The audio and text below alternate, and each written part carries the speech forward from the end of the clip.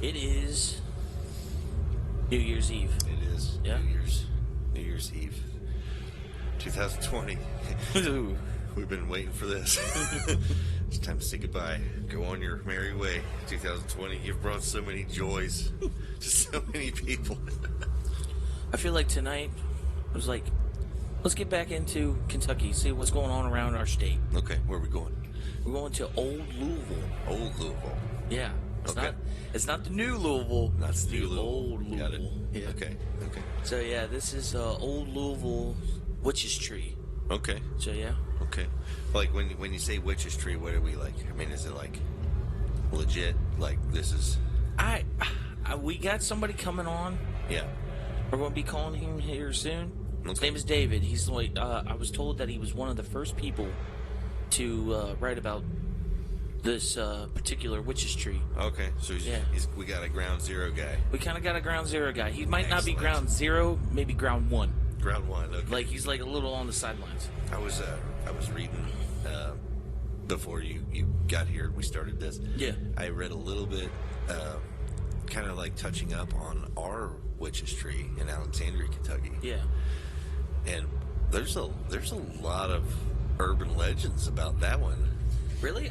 I haven't took the time. One thing I really want to know, what makes a Witch's Tree? All I kept thinking is it that they are hanging it? They were killed? They were hung in that tree and they put the curse on it? Or did they do rituals around the tree so it makes their tree? I don't know. I was like, what makes the stamp that says Witch's Tree? That one has the same, it's got the same thing going on. Yeah. Same thing. It's like they were hung in it. There's 3 humps on Rifle Range Road right before, and they said that's the grave sites. I remember them. I remember hearing about that. Yeah, and then all of the bad luck that came about when they were trying to cut the tree down. Yeah, my story, this is a bad case of telephone, because you hear it from one guy that heard it from another guy that heard it from his cousin. Right. And his cousin probably heard it from his cousins. Yep. On his other side of his family. Well, my one was where a guy was trying to cut it down. He was using a chainsaw. The chainsaw gets stuck. He's trying to pull it out, and as it gets free, I guess he had his finger right on the trigger. He came out and it kicked back on him. Yeah. And hit him in the face or something like that and killed him. Wow. That sucks. Yeah. So, okay, I don't know. The one around here, I don't know if there's any, stories like that about it. But the Old Louisville Tree, okay, so it's actually got a little bit of a body count. It has at least one. Yeah. Well, the thing of it is that it's just the story behind it. And I don't want to get too much into it until we get the guy on. Yeah. But it just looks weird. It's a deformed tree, and the way that it looks, you're just when you think of a witch's tree. Yeah, I did see the pictures of it. The ones you showed me, the gnarled, all the gnarled burls and craziness going on. It is crazy looking. I mean, I have other words that are coming to mind when I think of that, looking at it, but yeah, it's wild. That's for sure. I'm interested. Before we go into that, though, there's one thing we got to do. Everybody who subscribed to this brand new podcast, thank you so much. If you're brand new listening to us, follow along. Maybe something will pique your interest, and we're glad to have you. For everybody who downloaded it and listened to the last couple of episodes, truly appreciate it. And tell your friends, and let's get everybody involved. And as always, if you have a story of your own, get in contact with us. encounters@kyxfiles.com. Doesn't matter how crazy the story is, doesn't matter what it's about, just hit us and we'll get back to you as soon as we can, and hopefully get to hear your story. Well, okay, I guess we're going to give him a call. His name is David. That's good.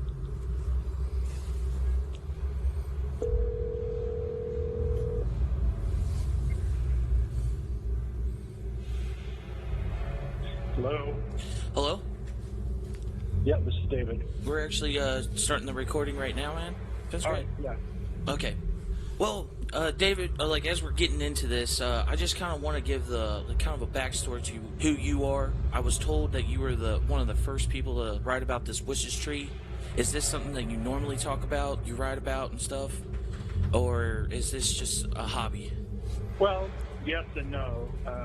I'm the first person to actually write about the Witch's Tree.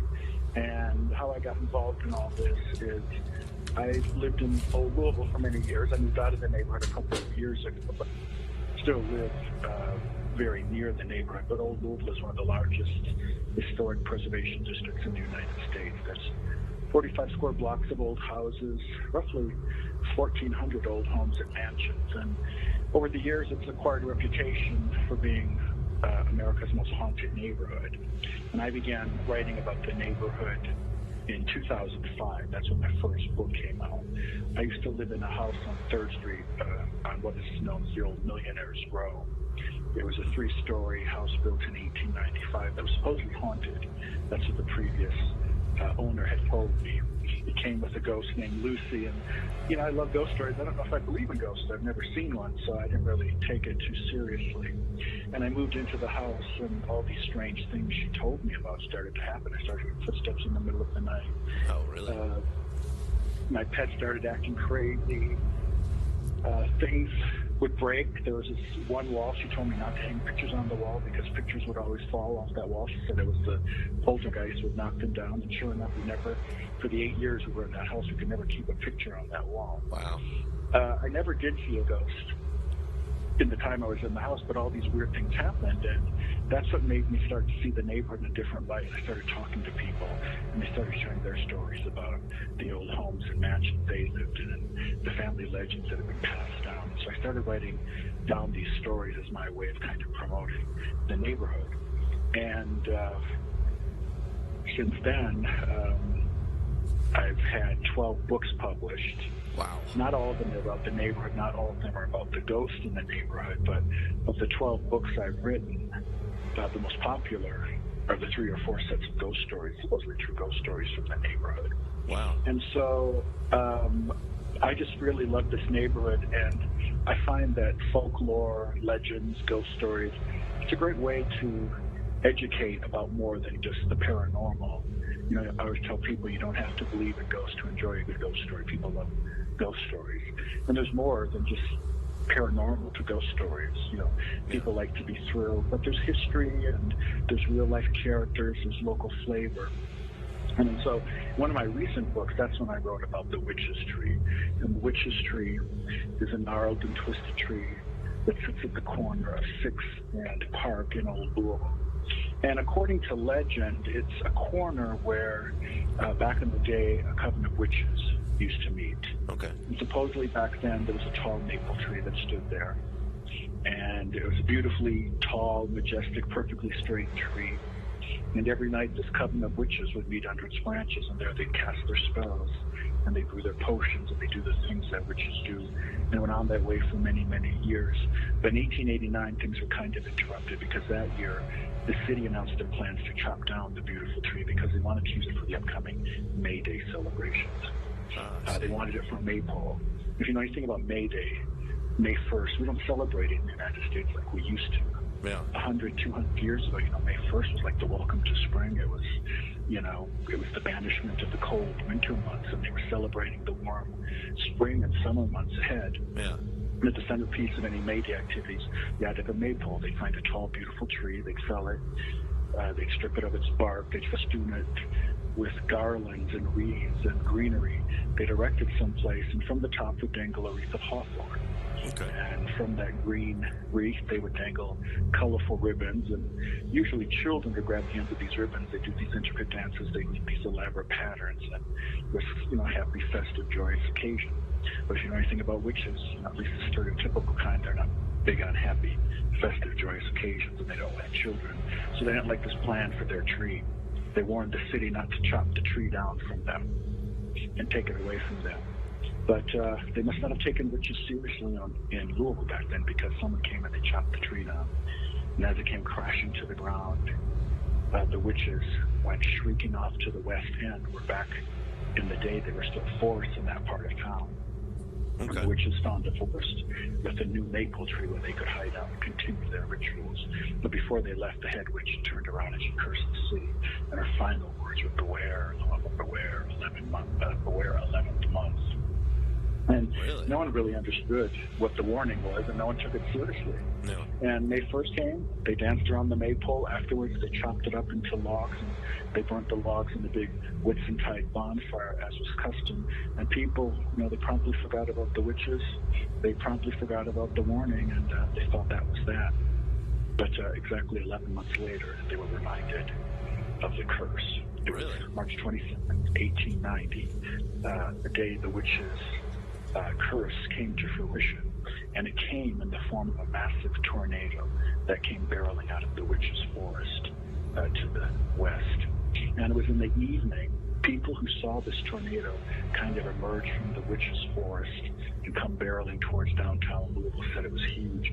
Eyewitnesses said it looked more like a small hurricane rather, than a cyclone with a funnel cloud. It was massive. And they said you could see a face in the clouds of this churning tornado, and they called it the storm demon. And the storm demon was the witches' revenge for stealing their tree. And, a lot of this is legend because, legends inherently are untrue, but a lot of times things give rise to a legend. Oh. And the tornado of March 27th, 1890 in Louisville is a fact.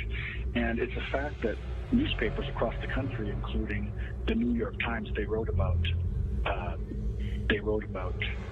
the storm demon, that people had seen this face in the clouds. So there's a lot of documentation to parts of this legend. Wasn't that was just one tornado of many that happened on that same day, wasn't it?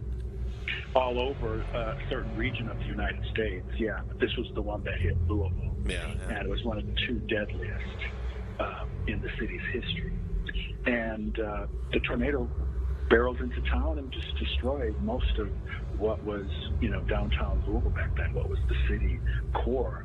Yeah. And for weeks afterwards, newspapers across the country, they followed, reports on what was happening. They reported daily on the, quote, brave heart of Louisville. And they were worried the city wouldn't survive. They thought, this might ruin the city. But the city pulled together. But they said this tornado, some people have ranked it, even today, in the top 20, 25 deadliest tornadoes in American history. And it only was in the city for 4 minutes, but in those 4 minutes, the whole downtown commercial corridor was destroyed. Big bourbon warehouses, tobacco warehouses were flattened. The train station was destroyed. Hospitals, churches, schools, temples, and hundreds of homes and mansions were blown to bits. And in the end, over some upwards of 120 people were killed.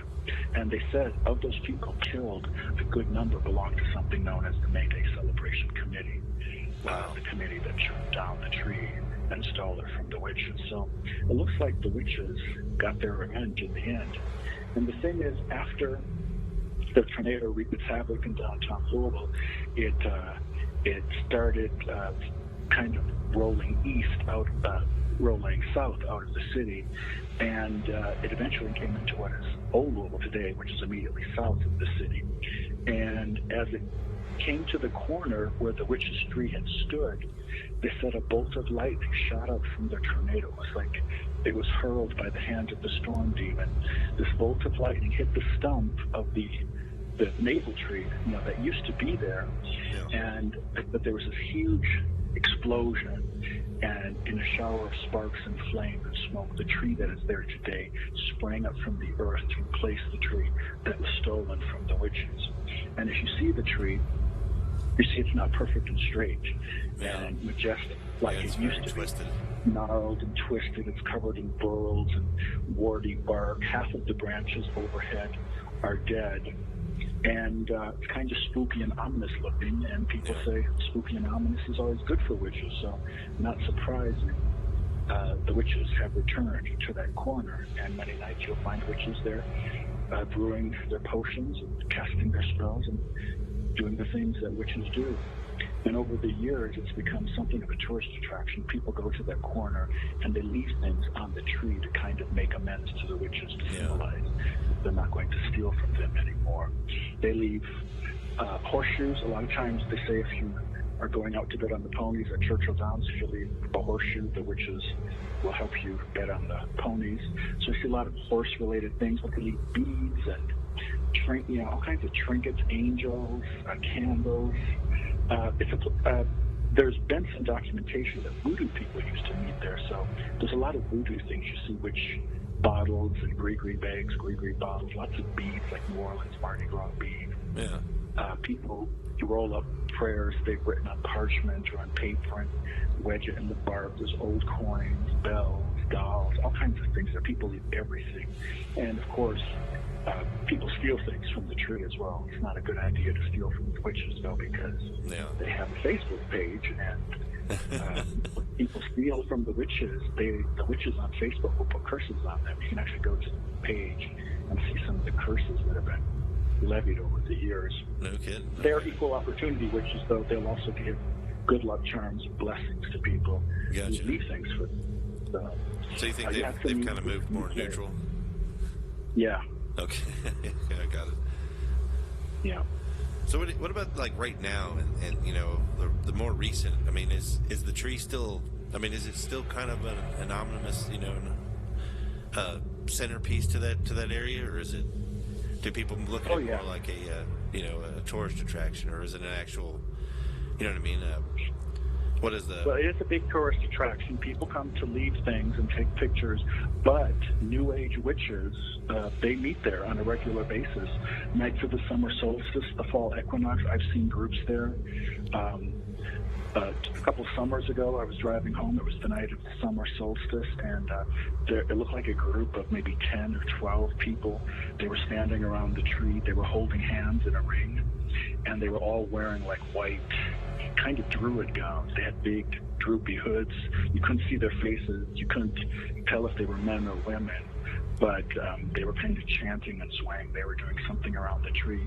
And I give tours of the neighborhood, and we usually stop at the witch's tree. I kind of tell them the story and show them the things that people leave on the tree. And we've come across people there during the day lighting candles and doing ceremonies. Wow. So it's a lot of the local witches, or the Wiccan pagan community. They do use the tree. I actually know three. Actually, one just passed a month ago, sadly. But I know three local witches that know a lot about the tree, and they use it for their. That's very interesting. I mean, it's neat because getting online and researching the subject, I couldn't find a whole lot. I mean, the atypical story that kind of summarizes, to a lesser extent what you just told us, but we didn't get as many details like we're getting from you, which is awesome. It's great. Yeah. The old saying that I always loved was, you don't really know a place until you know what she dreams of. And I always look at that like the folklore around a place, and hearing about the ghost stories and all that, and the witch's tree, and it's fascinating. Well, a lot of this is oral tradition. People tell the stories, and depending who tells the story, they add things, they take things away, they embellish things. So one of the things I did is I tried to research as much as I could and talk to people, and with those different sources, that's how I was able to kind of cobble together that version of the story, which is, I think, the most accurate. Like I said, it's a legend, so inherently a lot of things in a legend, they're untrue. But like I said, there's always something in a legend that gives rise to it. And in this case, it would be the fact that there was that tornado of March 27th, 1890. And then the tree itself, it's actually an Osage orange tree. It just has a strange aspect. It's just so spooky looking. Yeah. It's a beautiful tree. You look at the tree and there's a story there. And then if you lived in the neighborhood like I did for years, I'd walk my dogs past the tree and I'd see candles on the tree, and people leaving like chicken bone ornaments and crucifixes and stuff. Why were they doing that? There had to be some reason. So that's when I started talking to people and snooping around, and I dug up as much information as I think I could on it. Wow, that's awesome. I mean, it's nice to be able to speak to someone who has so much insight about this. You know, that's one thing I was really frustrated is we've been putting together this podcast, and we've got everything lined up from, you know, cryptozoids to ghost stories to UFO sightings, things like that, and most of it is talking to an actual person and hearing their experience and their story. Yeah. And he, you know, Tyler, he brought it to me. He's like, man, I got this witch's tree thing. Look at this thing, and shows me a picture, and I'm like, oh, that's crazy looking. But then when we researched it, there's just, you know, there's not that much to you know, to find on the internet. But you said you wrote books and stuff. It was just in the last 5 or 6 years in my last 2 books. That's when I wrote about it, and that was the first time it was actually, you know, put in print. So it's just in the recent years that people are finding out about it, you know. Yeah. So that's why there's not a lot of information out there about it. Oh, I see. Okay.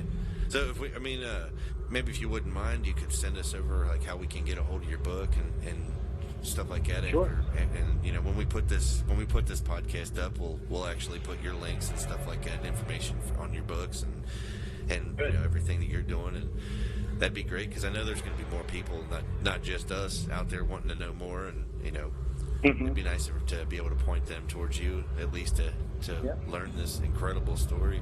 But Old Louisville, you said it's loaded with ghost stories. I mean, is there anything else that jumps out that's you know, maybe up there with the old witch's tree? I mean, there's tons. I mean, I've talked to people or investigated, you know, dug up history on at least like 100 different places that are supposedly haunted in the neighborhood. Yeah. But in my books, I've probably written down 25 or 30 of the stories. So one of them is the house where I used to live, called the Wigmer House on 3rd Street.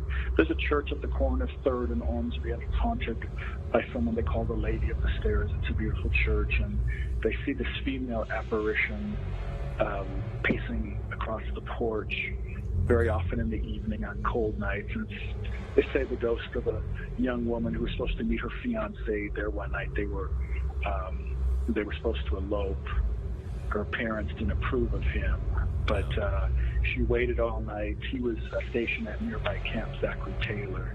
He was this was in 1918, 1919, and he never showed up that night. She waited all night waiting for him. She finally gave up, went home, chilled to the bone, and it turns out he hadn't shown up because it was the second wave of the Spanish flu, and he was struck down with the Spanish flu. She got it as well. They both died within days of each other. They went to their graves, never finding out what happened to the other. So they think her ghost haunts the stairs because she's still waiting for him. Wow. The heart of the neighborhood is a place called St. James Court. It's by Central Park. It's the main residential enclave.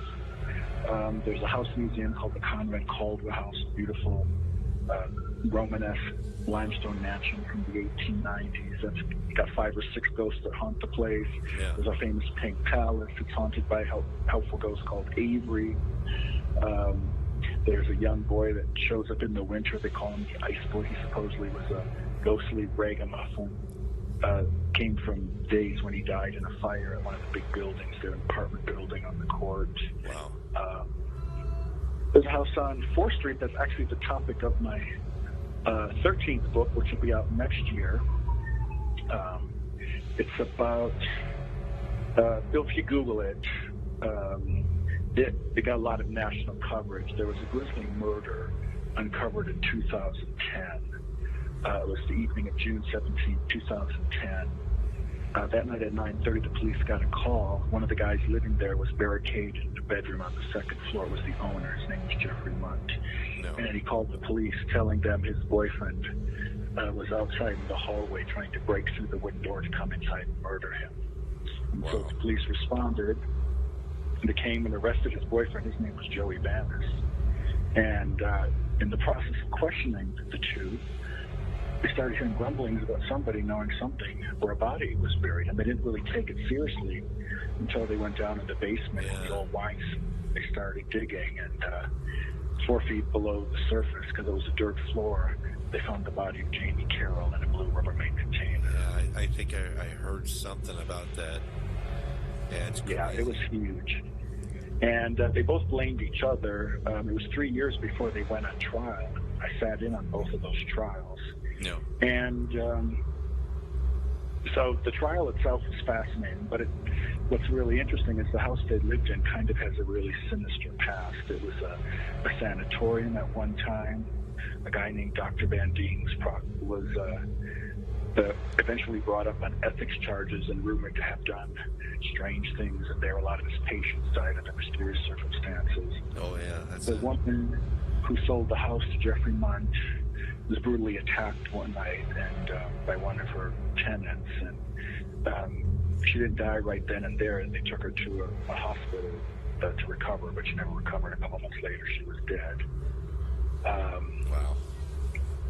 There was a room in the basement, well, actually where the guy was buried, supposedly had been used for like satanic rituals at one time, and there was like a Catholic cult down there. The guy they killed was a drag queen by the name of Jamie Carroll. That was his real name, but when he wasn't Jamie Carroll, he was known as Ronica Reed, the pageant queen. Wow. And supposedly the room had been an S&M club at one time. Just all these weird, bizarre things, you know. And so that's the topic of my next book. Last I heard, the title is going to be A Dark Room in Glitterball City. And so it's supposed to be out by fall of 2021 if things go. Wow, that sounds awesome, man. Yeah. I'm telling you what, man, I hope we're not boring you, but I am thoroughly enjoying hearing all this and hearing your story and the story of Old Louisville, which is there's so much, well, there's so many layers. There's so much there, and what happens is so many people, they don't appreciate what they have in their own backyard. You know, people in Kentucky don't even know about Old Louisville. Yeah. A lot of people in Louisville don't even know about this neighborhood downtown. That's one of the largest historic preservation districts in the country. So that's one of the things when I write my stories and do my tours, I just like letting people know what an interesting neighborhood this is. There's just so many fascinating things about Old Louisville. I always tell people, if you like old houses, it's a beautiful place. I mean, there's just hundreds of old Victorian mansions and all. So next time in your town, just let me know, and I'll show you around, show you some of these places up close and personal. We'll definitely do that. Yeah. Absolutely.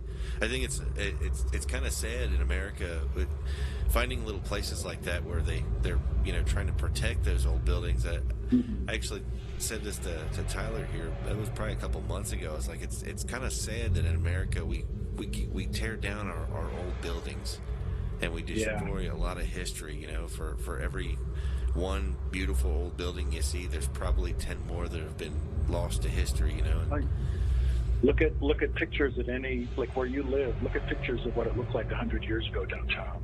Yeah. Just totally different. You know, American cities, towns, very few of them had their character. You know, we had beautiful public buildings and churches. Some remain, but the American way, you know, especially because of urban renewal in the 60s and 70s, it was a program designed to help cities, but in a lot of places it resulted in them tearing down everything old and trying to put up new things. And then the interstate system cut through a lot of towns and cities and destroyed neighborhoods. That happened in Old Louisville. Yeah. So the fact that there are so many old houses that survive is due to there was a lot of preservation-minded people who really fought to save the neighborhood. Had they not banded together and fought to save the neighborhood, it would have been like a lot of places across the United States. They just tore things down left and right. Gets swallowed up by time. Mm-hmm. Yeah, it's depressing, honestly. Yeah. Yeah, up here we have a few places. Right before we called you, me and Tyler were actually talking about, we actually had, up until a couple of years ago, our own Witche's Tree near Alexandria, Kentucky, which had its own history and story. And I've heard about that one, actually. Yeah, the Rifle Range.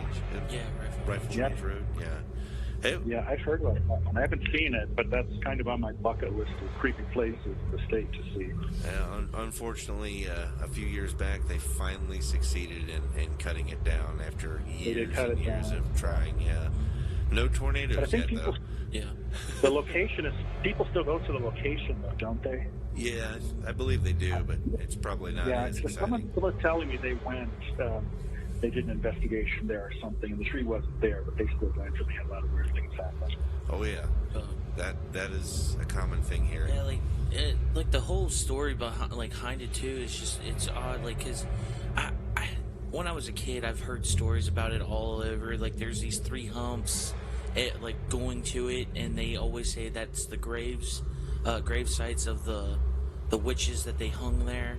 And then, like, you always keep telling yourself, like, is this true? But if you get back there, the way that they cut the road, this tree only had enough dirt for itself. Yeah. So it had to, like, it, like, made you, like, think about it, like, this has to be, like, there has to be something around it, because why would they literally just make it, like, a turnabout and literally leave one tree in the middle of the road? The other thing, the humps in the road. Yeah. The land on both sides of that street is, I mean, it's like gradual slope and then flat. There's no real reason for these 3 humps there. Yeah, I always found that kind of interesting too. But it's amazing how many places seem to sprout up a witch's tree, you know? Something to that, maybe. Yeah, I've always wondered, like, what does make a witch's tree? I've always wondered, like you were saying that they always just do their magic, and is it just a place of worship? It's their temple. Is that what you considered it? That's what it was. It was like their sacred tree, a place where they felt safe, where they could do their rituals. But I've heard of others. It's just because it's a spooky-looking tree, they call it witch's tree. Yeah. And I've heard different variations. You know, like the one you're talking about, where witches were buried, were built on a ocean, and that had something to do with it. Okay. So a lot of times, it sounds like it's a spooky-looking tree, and they call it, the witch's tree. Yeah, I could definitely think of a couple of them like that. Up here, we had the witch's tree. We have, a couple places. There's old Bobby Mackey's down there. That's a big one. Oh yeah, everyone knows about that. Yeah. And then lately, we've been, kind of delving into a couple of other local legends and things like that. And it's really wild. I actually know of a place. It was a few years ago. Was told to me. It's actually an old log cabin, and it's right now. There's a huge Arcadia is what it's called. A huge suburb that just got put in, and behind it, in between it and the Licking River, is an old log cabin. And from what I've been told, over the years, this old log cabin was the home of a witch. And they say that because of everything and the developments keep getting closer to the cabin, they said that, once they finally tear down the cabin, that's when she'll have her revenge. And I'm like, well, I mean, they already cut down her tree. Maybe, maybe there's something there. Maybe we'll see. I don't know. Hopefully they leave the cabin. I think it would be, wouldn't hurt nobody to not press it. Yeah. Well, this kind of just dawned on me a little bit. All these other, you said you've written many books about the local lore around there, especially ghost stories. Do you think, a lot of these paranormal and, ghosts going on in that area, you think it might be aftermath of what from the tree?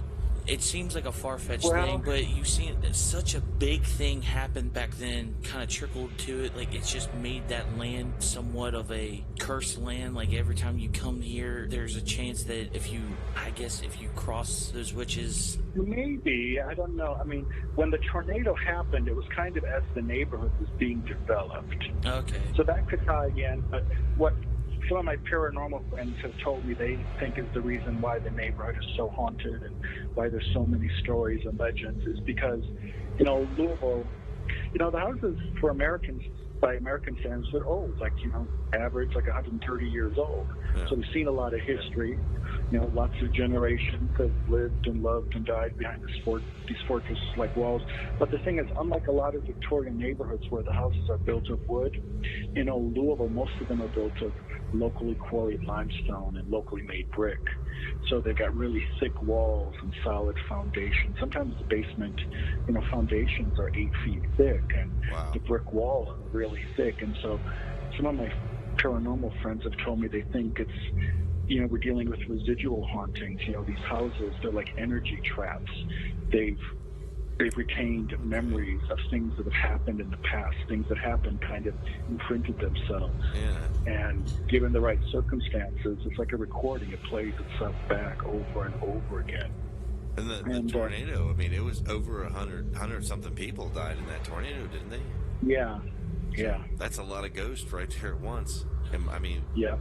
I'm not sure the science behind ghosts, but Yeah. that's, it seems like if you needed a bunch of ghosts quickly, then a big, nasty tornado like that would probably do the job. Yeah, that could be. Yeah. Yeah. It's fascinating, though. Absolutely fascinating. Yep. So you said you got a new book you're working on right now? Well, the one I told you about, that's my next book. And the books I'm working on right now are literary fiction, so nothing paranormal about them. Yeah, I get you. But I'm in Mexico City right now. I came here to do some research Gotcha. for the current book I'm working on. So, how would somebody find all your work if they were wanting to look?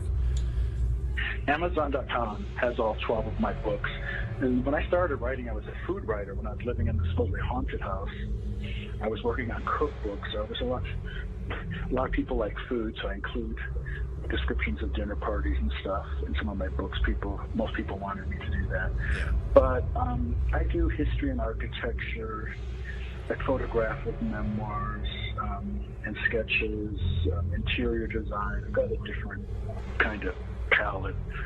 But all 12 of my current books are on Amazon.com. The two I recommend people get are my very last two. Book number 12 is called Voodoo Days at La Casa Fabulosa. That was what they called the house I lived in, the Casa Fabulosa, the fabulous house in Spanish. It had a really colorful facade. Nice. And that's a memoir about that first year I lived in the house. And, that's when I found out about the Witch's Tree. Met gypsies in the neighborhood and found out about this fascinating gypsy past in Old Louisville that I didn't know we had. Yeah. And started meeting these people, and they told me their stories. And it's when the strange things were going on in my house that all this happened, when I discovered it was the real-life characters in the neighborhood that were the most interesting. Oh, yeah, I can imagine so. So it's kind of humorous. There's some spooky stuff as well. And then book number 11, the one before, is called True Ghost Stories and Eerie Legends from America's Most Haunted Neighborhood. And that is basically, I took my 3 previous ghost story collections and I edited and updated them all, put them in one book. And so if you get that one book, that pretty much covers the 3 previous books I did, 10 years before. Okay. But yeah, those are, if you like the paranormal stuff, that's what I'd say. True Ghost Stories and Eerie Legends from America's Most Haunted Neighborhood, and then Voodoo Days at La Casa Fabulosa. And both of those are available on audible.com as well. Oh, okay, great. I'm a big fan of the audiobooks. I have kind of an addiction. I am too. Yeah. I mean, now for every book I actually read, I listen to 3 or 4 on audible.com. I had a problem where I used to have thousands of books, and some unfortunate circumstances, I lost almost all of them.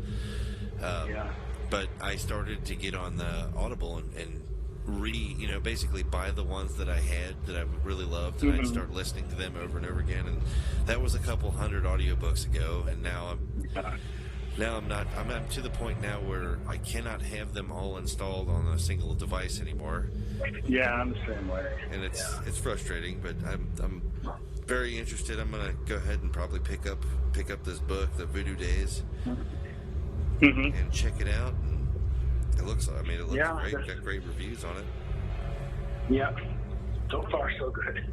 Like, it's just a good overview of the neighborhood. Like I said, kind of. Yeah. That's how I found out of the Witch's Tree, actually. Yeah, I'm a little ashamed of myself because I was just looking, because we started this podcast we're Kentucky boys through and through. We've raised we've been here all of our all our lives, and we're like, man, there's so much stuff going on in Kentucky, but no one really talks about it a lot. So, and I'm like, I just was looking around, and a lot of people kept pointing to the Witch's Tree, but I was like, man, now I feel like I should have digged a little deeper. Like, Old Louisville seemed like it actually has a a big presence, like with epicenter. with a lot of history plus paranormal and just all that stuff. So I'm a little ashamed of myself. Yeah. The thing is, I call Louisville my home now. I'm not from Kentucky originally. I'm from Wisconsin, but sometimes you need an outsider to kind of see the cool things and toot someone else's horn, because Kentucky people are kind of they're a little more reserved. They don't they don't appreciate what they have in their backyard. Sometimes they don't want to brag and stuff. And I've been planning on staying in Kentucky. I didn't want to come to Kentucky. I went to graduate school in Louisville. I was going to do my year or two and get out of town. I was 25 years ago, and here I am. And it was a state that really impressed me. There's so many unique things about Kentucky. The bourbon culture, tobacco, horse racing. It's got a very distinctive history and culture. And that's one of the reasons I stayed. And Old Louisville was the neighborhood that I really loved, and that's the reason I stayed in the city. Oh, absolutely. You're right about the reservedness about them too. We noticed something I'd noticed years ago was when talking to anybody, any kind of crazy or paranormal story, when you're in this state and someone comes up to you and they're like, "You won't believe what happened to me." It's almost for me. It's almost like I have to take a second and be like, "Well, I mean, around here, normally no one would come up to you with that kind of, like outwardness about it. Usually people don't want to talk about it. They don't want people to think they're crazy or they're, making it up. That's the big fear, like people think I'm making things up or whatever. So it always kind of gave me a little credence when it, when hearing one story about something unexplainable, which is why I wanted to do this. I wanted to talk to more Kentuckians, try to get them to come out of their shell a little bit. Yeah. Well, there's a lot of stories out there. You just got to get people to talk. Yeah. Definitely. Yeah. And that's, a lot of people get in touch with me and tell me stories. And, there's some cuckoo people out there. So you have to weed through those people, or the people that are a little too eager to believe. And so for my sources, the stories that I write, it's the people that, just like you were saying, you believe them when they tell their story. Why would they, make up something? Right. They have nothing to gain by it. A lot of times people don't want to be ridiculed for being... Yeah, exactly. Thinking people thinking they're crazy and stuff. And these people that told me, I believe them, Whether or not they actually saw a ghost or they thought they saw a ghost, I don't know, but something happened and it affected them. And that's what I think is so fascinating. Like I say, I don't know if I believe in ghosts myself or not, but I believe in the paranormal. I believe in things outside of the normal. I believe things experience things, and we may not know what those reasons are, what they actually experience, but that's what I think is so fascinating. That's why I love writing these stories. Absolutely. This world is so old and powerful and rich in history beyond a regular human being's, even lifespan. There's so much, I think, out there that's beyond our own philosophies. And I really think that, as we go forward, maybe we can approach the forward with a more open mind. And when one of these good people says, hey, I've seen something, maybe we can, take a second and listen to them. And I really think that's a great approach. Like you said, you don't know if you believe it yourself, but the person did, and that was enough. And I think that's awesome. That is really, really, that's great. David, I think if we've kept you too long, I'm sorry, but we really appreciate you talking to us.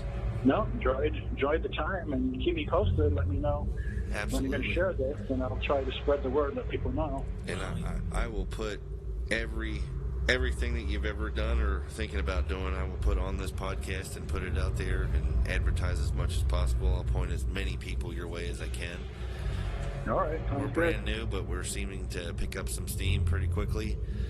Good. And, I think it's good luck, and I look forward to hearing a lot of different stories on your podcast. Yeah, man. There's going to be a lot out there. A lot of stuff coming. We've got more stuff we're working on and researching, and we've already got a couple that are done and ready to go. But Good. we appreciate it, man. And Oh, yeah, if you're, All right. you said you were going to be, you're working on a book right now? Like, that's why you're Yeah. in, you said New Mexico? City, Yeah. Well, Yeah. yeah, like, if you, ever want to come, like, I'll try to stay in touch with you, but if you ever want Yeah. to come back on the show again and we'll discuss your book, I would I love the energy that you get, like, you give off, man. Like, I can tell that you enjoy what you write about and you're genuine about it, and I like that. That's the type of people that I'm glad that you're out there. You're spreading some words, and you're doing some good for this history.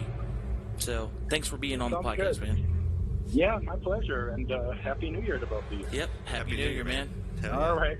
Let's keep in touch in 2021. Yep. Absolutely. Later. All right. Like I said, if you're ever in Louisville, hit me up and I'll show you around. Absolutely. Yeah, absolutely. All right. Sounds good. Take care. Take care. I mean, there we go. That's awesome. I'm still, like I said, I am ashamed of myself because, dude, that freaking Old Louisville, man. You know, It's a hopping place. something I feel a little ashamed about. Yeah. David, he blew my mind. Yeah. Here's why.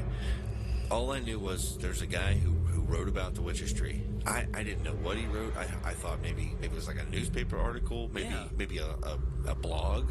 I didn't know what it was.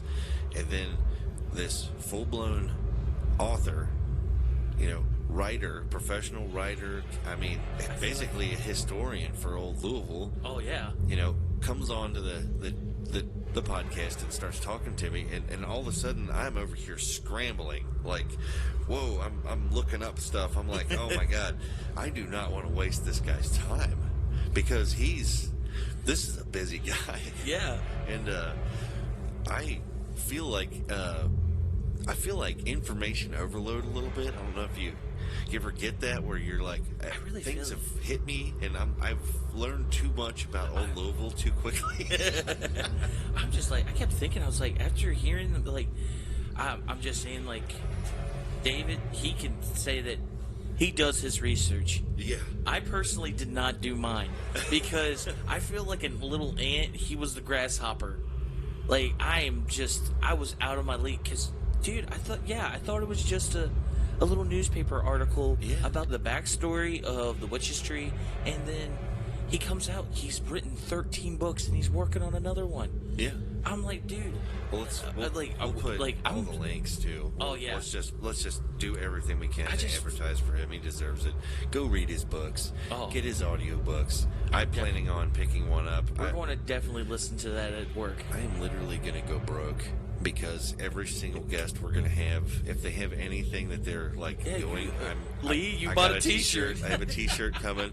I actually just talked to him today about the t-shirt. It's on its way. Yeah. Lee actually finished his Bigfoot stuffed animal. Oh, yeah, that's right. You showed me it. On his Etsy website, which is Woods Walker Products. Anybody can find that. And, we have all the links on the previous podcast episode, and we'll have them up on the website and all that. But I saw a picture of the Bigfoots that he made. He handmade them, for one thing. So, ladies and gentlemen, if you're listening, go buy a Bigfoot. Come on. Part of you're sitting there and you're like, I kind of do believe in Bigfoot. Support Bigfoot. Support Lee. Help him get out there and go into the scary places that we're afraid to go to look for that. I'm going to download David's audiobook. I'm going to do it because you know me. You know I'm hooked on audiobooks. Oh, God. And this is fascinating. He's crazy. Just crazy about him. And anybody that wants to go and do the research on Old Louisville, I just did a crash course with David. This man knows his stuff, and you're not going to be disappointed.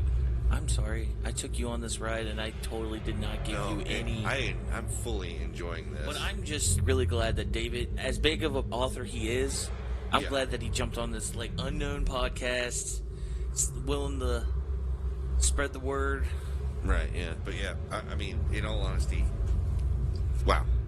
Yeah, I'm glad that, like, we got our second guest. Second guest. Third episode. I'm so second excited. guest. Guys, I love you all. Like, I love everybody that subscribed and future subscribers. I feel like we're like a little baby podcast. Little baby. And we just stood up for like a second. We just Yeah. stood up a little bit, and we're just waiting to be a big boy now. You know what I mean? We're about to It's take our first exciting. steps.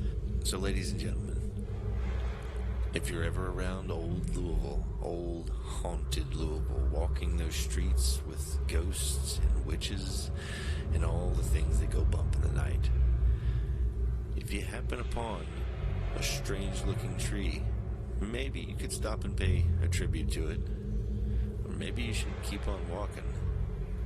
Whatever you do, don't disrespect it. Or the next one that the witches look at might be you.